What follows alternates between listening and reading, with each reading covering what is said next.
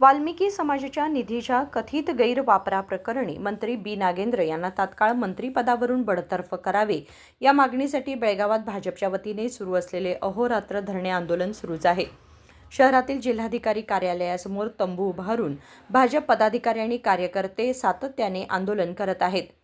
माजी राज्यसभा सदस्य इराणा कडाडी यांच्या नेतृत्वाखाली सुरू असलेल्या या आंदोलनात आंदोलकांनी मंत्री नागेंद्र यांच्या विरोधात जोरदार घोषणाबाजी केली।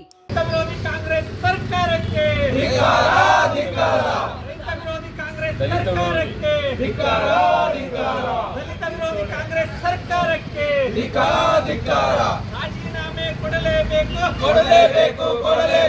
ರಾಜೀನಾಮೆ ಕೊಡಲೇ ಕಾಂಗ್ರೆಸ್ ಸರ್ಕಾರಕ್ಕೆ ಧಿಕ್ಕಾರ ಧಿಕ್ಕಾರ ಭ್ರಷ್ಟ ಕಾಂಗ್ರೆಸ್ ಸರ್ಕಾರಕ್ಕೆ ಧಿಕ್ಕಾರ ಧಿಕ್ಕಾರ ಮಹಿಳಾ ವಿರೋಧಿ ಕಾಂಗ್ರೆಸ್ ಸರ್ಕಾರಕ್ಕೆ ಧಿಕ್ಕಾರ ಧಿಕ್ಕಾರ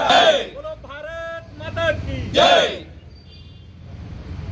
विद्यार्थी विरोधी राज्य सरकार के धिक्कार धिक्कार विरोधी राज्य सरकार के धिक्कार धिक्कार रद्दु ಮಾಡುತ್ತಿರುವ ಕಾಂಗ್ರೆಸ್ ಸರ್ಕಾರಕ್ಕೆ ಧಿಕ್ಕಾರ ಧಿಕ್ಕಾರ ಪಿಂಚಣಿ ನೀಡದ ಕಾಂಗ್ರೆಸ್ ಸರ್ಕಾರಕ್ಕೆ ಧಿಕ್ಕಾರ ಧಿಕ್ಕಾರ नागेंद्र यांनी राजीनामा द्यावाच अशा घोषणा देत भाजप कार्यकर्त्यांनी मंत्री राजीनामा देईपर्यंत आंदोलन मागे घेणार नसल्याचा इशारा दिला। धरणेस्थळी भाजपचे पदाधिकारी व कार्यकर्ते सहभागी होत आंदोलन सुरू ठेवत आहेत। विनोद कोलकार, KMM मराठी, बेळगाव।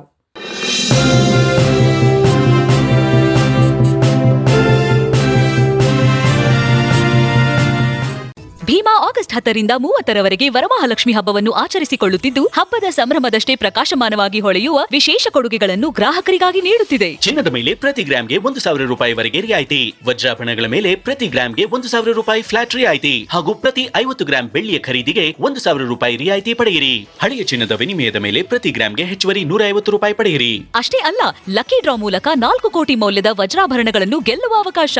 ಕೊಡುಗೆಗಳು ಎಲ್ಲ ಭೀಮಾ ಮಳಿಗೆಗಳಲ್ಲಿ ಲಭ್ಯ, ಷರತ್ತುಗಳು ಅನ್ವಯ।